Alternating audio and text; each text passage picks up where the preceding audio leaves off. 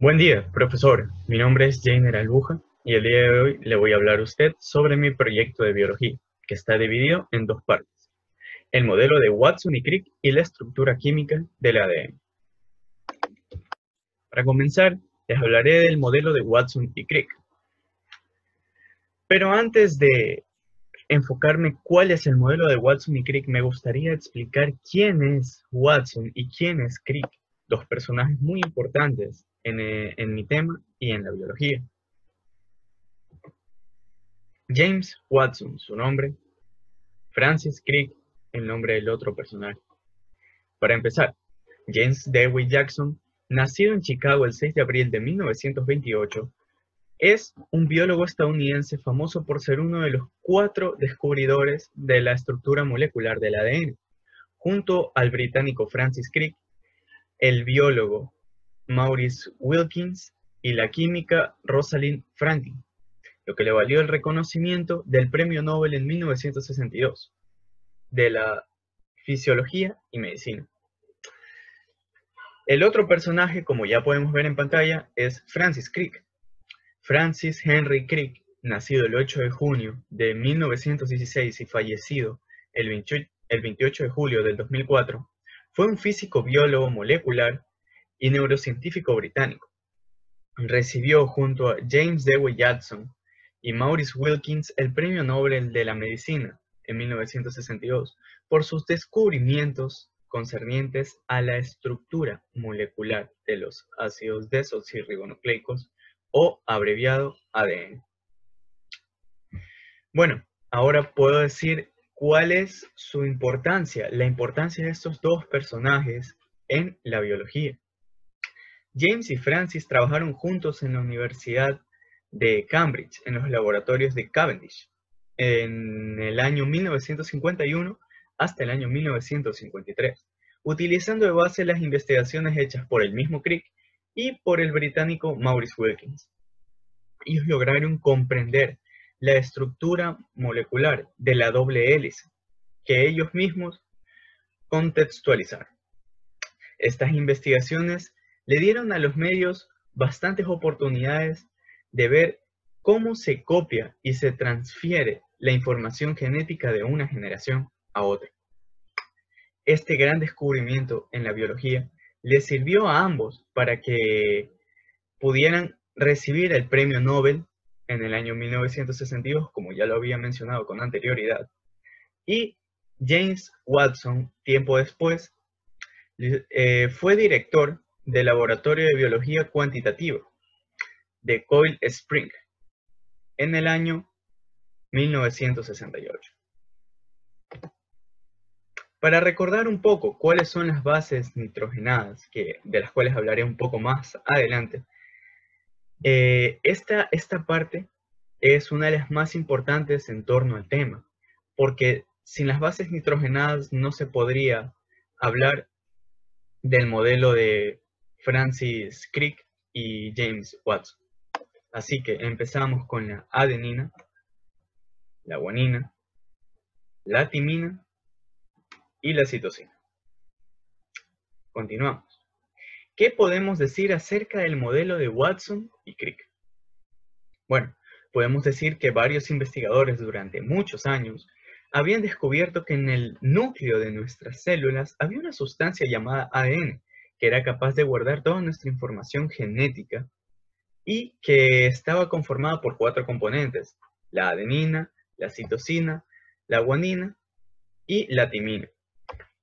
En este caso, fueron ellos dos, James y Francis, quienes lograron transformar la biología a través del descubrimiento del ADN en 1953, en el último año que ellos compartieron la universidad. Y también tuvieron la oportunidad de dar los primeros pasos hacia un futuro muy brillante de la biología en torno a la genética. Ahora, ¿por qué le llamamos la doble hélice al modelo de Watson y Crick? Bueno, este modelo constituye a la molécula de ADN como una pareja de hebras que son vistas entrelazadas helicoidalmente en torno a un solo eje. Ahora vamos a hablar de la estructura química del ADN, que es mi segundo tema en este proyecto quimestral. La estructura química del ADN, como podemos ver en esta imagen, está basada en 4 componentes, como ya lo había mencionado: la adenina, la timina, la guanina y la citosina. Ahora sí, ¿qué son las bases nitrogenadas? Las bases nitrogenadas son compuestos cíclicos que incluyen 2 o más átomos de nitrógeno. Son fundamentales para los nucleócidos, nucleótidos cíclicos, dinucleótidos y ácidos nucleicos. Como pueden ver, son la adenina, timina, citosina, uráqueo. Ahora, ¿qué es un nucleótido, no? Es un compuesto orgánico que está formado por una base nitrogenada, un azúcar y un ácido fosfórico. Parte importante de este tema. Ahora sí, ¿cuál es la estructura del ADN? Está organizado en cromosomas. Está compuesto por 2 cadenas formadas por nucleótidos. Cada una de estas bases se entrelazan. Tiene su hélice y la función de las hélices. La función de las hélices se basa en que se unen con las bases nitrogenadas y así pueden conseguir el producto final.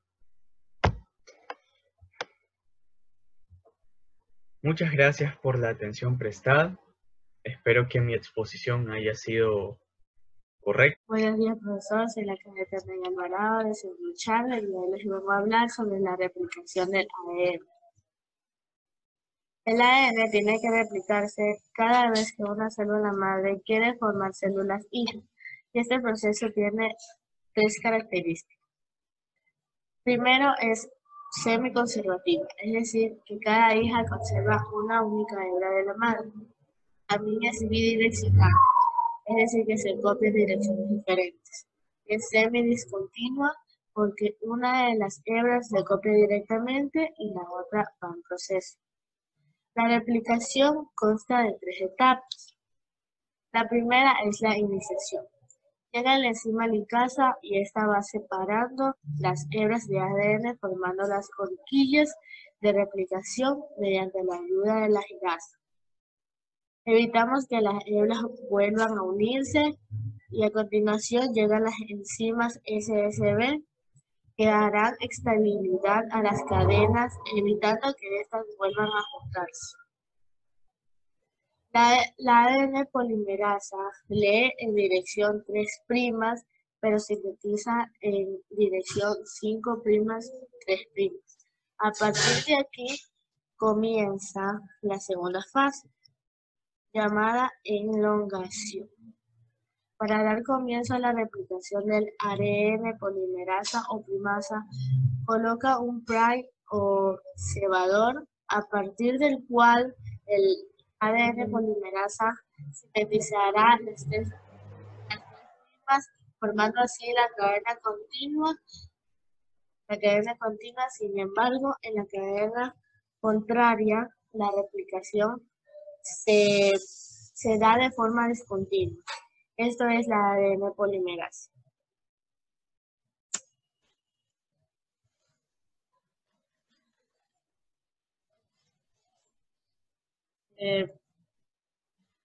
Cuando se coloca el primer cebador, a continuación pequeños fragmentos de ADN llamados fragmentos de Okazaki, cada vez que llega a un punto 5' que no puede leer, seguido de esta, llega la ADN polimerasa, que será la que añada nucleótidos complementarios y retire los fragmentos de Okazaki, rellenando los huecos dejados por estos. Llegamos a la tercera etapa, a la tercera y última fase, llamada finalización. En esta fase se retira toda la maquinaria excepto la enzima ligasa, que será la encargada de unir las cadenas, obteniendo así 2 células hijas con la misma información genética que la madre. Muchas gracias.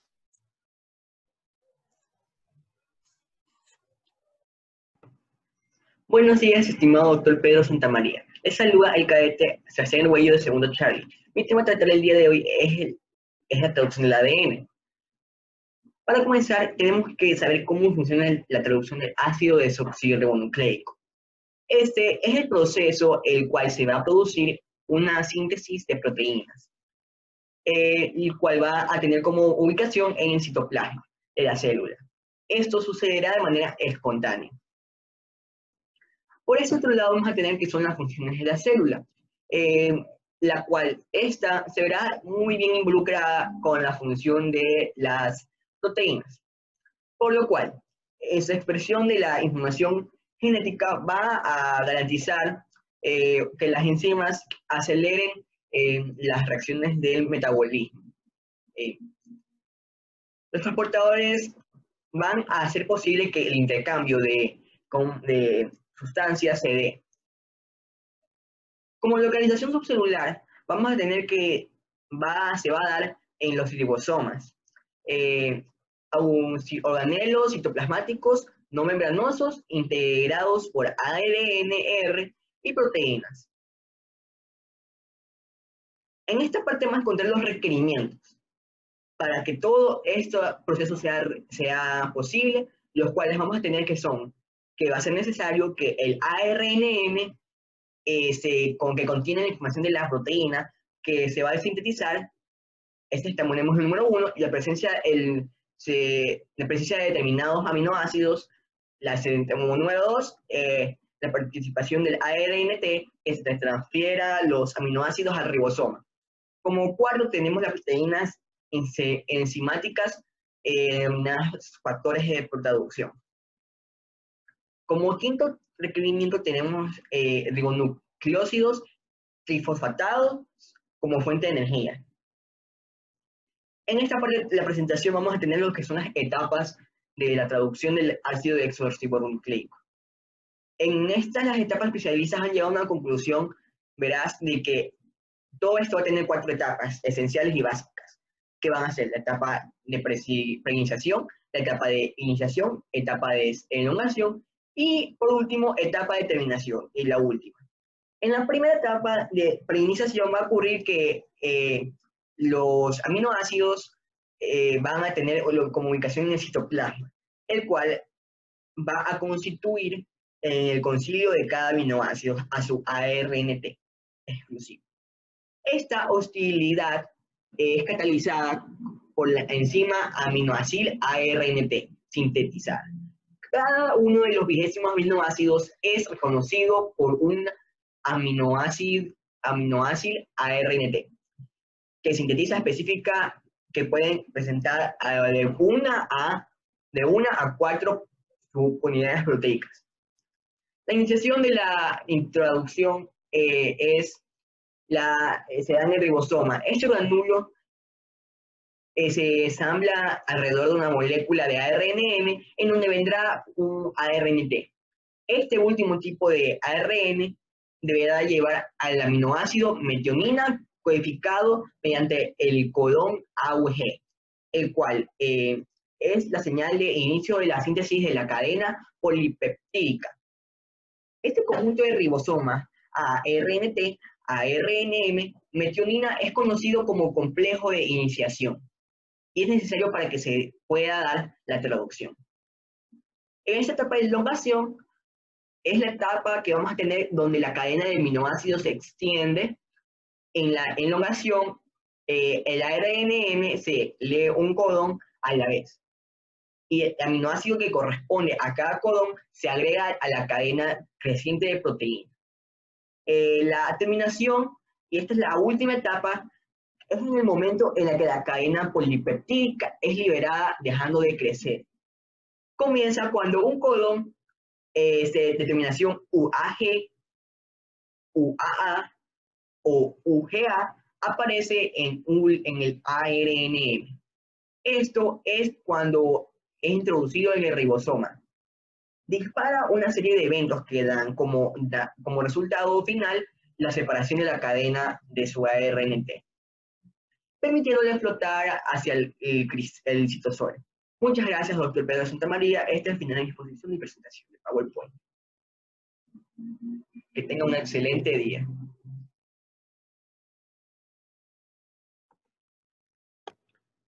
Buen día, licenciado Pedro Santamaría. Soy el cadete Joel Amaguaño Bando del segundo año Bachillerato Charlie. Pertenezco al grupo número 1 y nuestro tema en general es el ADN. Antes de hablar de mi tema, el que me tocó, quisiera darle una breve explicación de qué es el ADN y su principal función. El ácido desoxirribonucleico, conocido también por las siglas ADN, es un ácido nucleico que contiene las instrucciones genéticas usadas en el desarrollo y funcionamiento de todos los organismos vivos y algunos virus. También es responsable de la transmisión hereditaria. La función principal de la molécula de ADN es el almacenamiento a largo plazo de información para construir otros componentes de la célula, como las proteínas y las moléculas de ARN. Mi tema es transcripción del ADN. Transcripción de ADN. La transcripción es el primer paso de la expresión genética. Esta etapa consiste en copiar la secuencia de ADN de un gen para producir una molécula de ARN. Enzimas llamadas ARN polimerasas realizan la transcripción. Estas unen nucleótidos para formar una cadena de ARN, usando una cadena de ADN como molde. La transcripción tiene 3 etapas: iniciación, elongación y terminación. En eucariontes, las moléculas de ARN deben ser procesadas. Después de la transcripción, se empalman y se les añade a un Cap5 y una cola de poli A en sus extremos. La transcripción en cada gen en tu genoma se controla por separado. Y les voy a dar un ejemplo. ¿Alguna vez han tenido que transcribir algo? Tal vez dejó un mensaje en tu buzón de voz y tuviste que transcribirlo en un papel. O tal vez tomaste nota en clase y luego tuviste que reescribir cuidadosamente para ayudarte a repasar en lo que ya has escrito o te dictaron. Como lo muestran estos ejemplos, la transcripción es un proceso en el que se reescribe la información. La transcripción es algo que hacemos en nuestras vidas cotidianas y también es algo que nuestras células deben hacer de una manera más especializada y estrechamente definida. En biología, la transcripción es el proceso en el que se copia la secuencia de ADN de un gen en el similar alfabeto de ARN. Etapas de la transcripción. Bueno, como ya hemos dicho, la transcripción tiene 3 etapas: iniciación, elongación y terminación. Aquí veremos brevemente cómo ocurren estas etapas en bacterias. Puedes aprender más sobre los detalles de cada etapa, analizándola meticulosamente en cada artículo sobre estas etapas. Iniciación. La ARN polimerasa se une a una secuencia de ADN llamada promotora, que se encuentra al inicio de un gen. Cada gen o grupo de genes cotranscritos en bacterias tiene sus propios promotores. Una vez unida, la ARN polimerasa separa las cadenas de ADN para promocionar el molde de cadenas sencillas necesarias para la transcripción. Aquí, como vemos, está viendo la iniciación en la imagen, el promotor, la ARN polimerasa, que forma el ADN, y así es como inicia la primera etapa de transcripción. La región promotora se encuentra antes de y sobre la lapa ligeramente con la región transcrita, cuya transcripción señala a esta región, contiene sitios de reconocimientos para que la ARN polimerasa y sus proteínas auxiliares se unan el ARN. El ADN se abre en la región promotora, de forma que la ARN polimerasa puede iniciar la transcripción. Llegamos a la segunda etapa, que es la elongación. Una cadena de ADN, la cadena molde, actúa como plantilla para la ARN polimerasa. Una base a la base. La polimerasa produce una molécula de ARN a partir de nucleótidos complementarios y forman una cadena que crece de 5 a 3. El transcrito de ARN tiene la misma información que la cadena de ADN, contraria a molde, codificadamente en el gen, pero contiene la base uracilio, U, en lugar de timina, T. Como ves en el ejemplo, la ARN polimerasa, la cadena codificante y cadena de molde, que aquí está en la etapa de elongación. Con esto llegamos a la última etapa, que es la terminación. Las secuencias llamadas terminadores indican que se ha complementado el transcrito de ADN.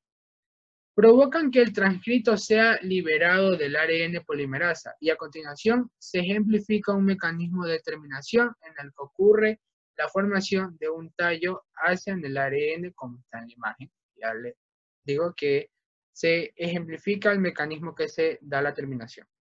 El ADN terminador codifica una región de ARN que forma una estructura de tallo. Seguía una cadena de nucleótidos U. La estructura tallo-asa de transcrito provoca que el ARN polimerasa se detenga. Los nucleótidos U que están después del tallo-asa forman enlaces débiles con los nucleótidos de A en el molde de ADN, lo que permite que el transcrito se separe del molde y la transcripción por finalmente termine, finalice. Con esto damos por terminado. Muchas gracias por su atención. Muchas gracias, licenciado. Bueno, ahora sí. Buenos días, licenciado. Yo soy Raquel Tormeo de segundo Charlie y mi tema es sobre los trastornos genéticos. Ok. Los trastornos genéticos son una afección patológica la cual es provocada por la alteración de un gen. ¿Y qué pasa? Que este provoca la síntesis de proteínas defectuosas. ¿Pueden ser hereditarios? Sí pueden ser hereditarios. ¿Por qué? Ya que si este gen pues pasa a una de las células germinales óvulo espermatozoide, pues hay un riesgo de que vaya a ser hereditario. Bueno, ahora vamos a poner otra diapositiva. Vamos a hablar sobre el síndrome de Down. El síndrome de Down no es una enfermedad, es un trastorno genético. ¿Qué pasa con este trastorno? Pues que en el par 21, en vez de haber dos cromosomas que comúnmente, habitualmente se ven, hay uno extra. Es por eso que también se lo conoce como trisomía 21. Ahora, ¿cuáles son los diagnósticos? Bueno, cuando la madre está embarazada hay dos tipos de diagnóstico y también hay un diagnóstico que solo se basa en las características físicas, ¿no? Como lo vemos aquí en esta imagen. Ahora, estas dos, la amniocentesis y también análisis de vellosidades coriónicas. Estas dos tienen un punto en común y es que producen el aborto espontáneo de la mujer. Vamos a hablar sobre el autismo. ¿Qué es el autismo? El autismo es el resultado de un trastorno neurológico que provoca o afecta el desarrollo mental y también cerebral del ser humano en sus 3 primeros años de vida. Como aquí vemos, tenemos los 5 grandes grupos de autismo. Primero, el autismo que estamos viendo. El segundo, el síndrome de Rett. El tercero, síndrome de Asperger, como lo vemos aquí. Síndrome de Asperger, síndrome de Heller. Y por último tenemos trastorno generalizado del desarrollo no especificado. Vamos a hablar sobre el diagnóstico. Hay 2 tipos de diagnóstico. Evaluación del desarrollo, que hace que se observe el comportamiento del niño, ¿verdad? Como lo vemos aquí. Y si existe algún tipo de retraso es porque hay algún problema. ¿verdad? Es una señal de que hay un problema. En la segunda, que es el análisis diagnóstico integral, lo que se hace es entrevistar a los padres, como se ve aquí, pero también se hace exámenes clínicos, que eso es lo que se diferencia entre la primera. Vamos a hablar sobre el Alzheimer. ¿Qué es el Alzheimer? Bueno, el Alzheimer es un tipo de demencia que afecta al cerebro de la persona, que afecta a su comportamiento para realizar las actividades cotidianas que cualquier persona lo haría, ¿verdad? Hay muchos síntomas en diferentes ámbitos. En el ámbito cognitivo, estas personas no pueden realizar ejercicios básicos de matemática. Estas personas no pueden recrear nuevos recuerdos, ellos se olvidan. Tampoco pueden usar bien las palabras, expresarse, ya que se olvidan de los conectores. Ahora, en el comportamiento ellos se envuelven con un descontento en general, se vuelven agresivos, alterados. En lo psicológico ellos pueden desarrollar depresión o psicosis, entre otros. No hay un diagnóstico en sí, pero se pueden hacer varios exámenes para descartarlo. La distrofia muscular neurofibromatosis es la formación de tumores en el tejido nervioso, pero en cualquier parte del sistema nervioso. Estos tumores al principio no son cancerígenos, pero se pueden desarrollar y ser uno como tal, ¿verdad?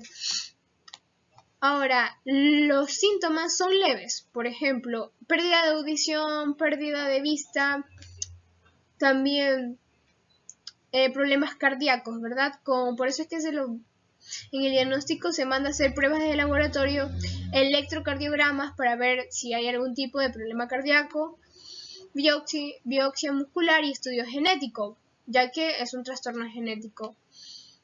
Y también se lo manda a hacer como algún tipo de prueba física, movimientos, para ver su coordinación, como lo vemos aquí. Ahora, en el tratamiento lo que se hace es estimular el crecimiento si se ha diagnosticado a tiempo. Bueno, eso ha sido todo por hoy. Muchas gracias por su atención.